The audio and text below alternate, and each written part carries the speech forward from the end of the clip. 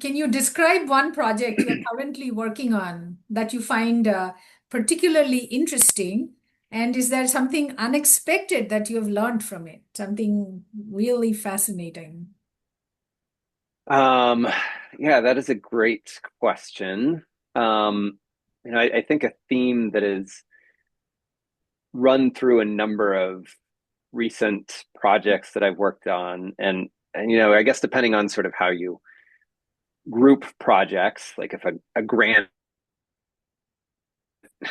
typically comprises multiple smaller projects, That's right. um, but but you might talk about the grant as the overarching project. So Mhm. anyway, a common theme running through research I've been doing is um, sort of the complexity of the product environment that consumers face when they're making food choices. And a lot of what I've been working on has to do with taking a nutritional angle to that decision process or the choices that people are making.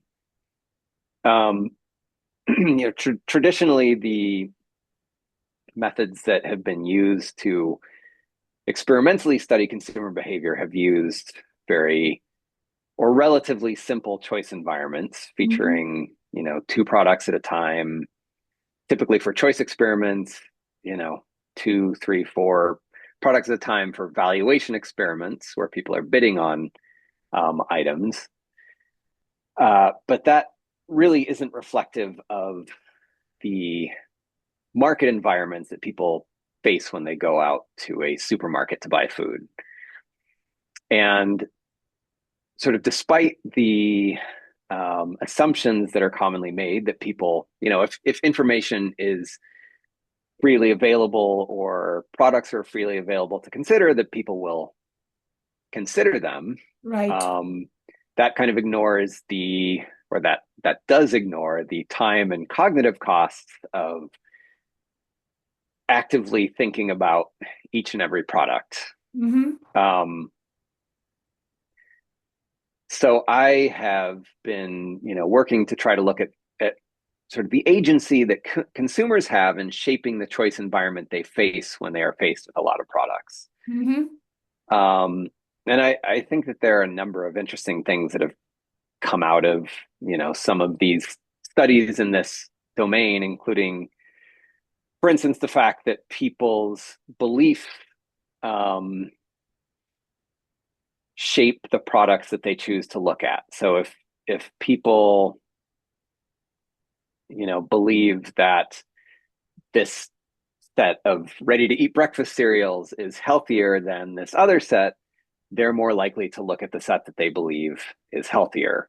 Um, Taste is even more predictive of the types of products that they're choosing to look at, even more so than health. But um, those sorts of the beliefs that people are bringing to the product environment shape to a certain extent the products that they end up looking at. And so if they have inaccurate beliefs to start with, that is going to end up showing up in the product sets that they choose from. And so and that taking a sort of policy lens to that, Hmm. uh, package based nutrition labeling might not have an effect if people are only looking at products that they believe from the start um, sort of fit their definition of what constitutes a healthy product. They're not necessarily going to see products that challenge those beliefs because their beliefs are guiding what they look at from the beginning. Right, right. No, and this is a very, very important point, and it kind of highlights the role that behavioral economics and experimental economics can play in understanding these kinds of decision settings. Uh, uh, Yes, yeah. exactly. Hmm.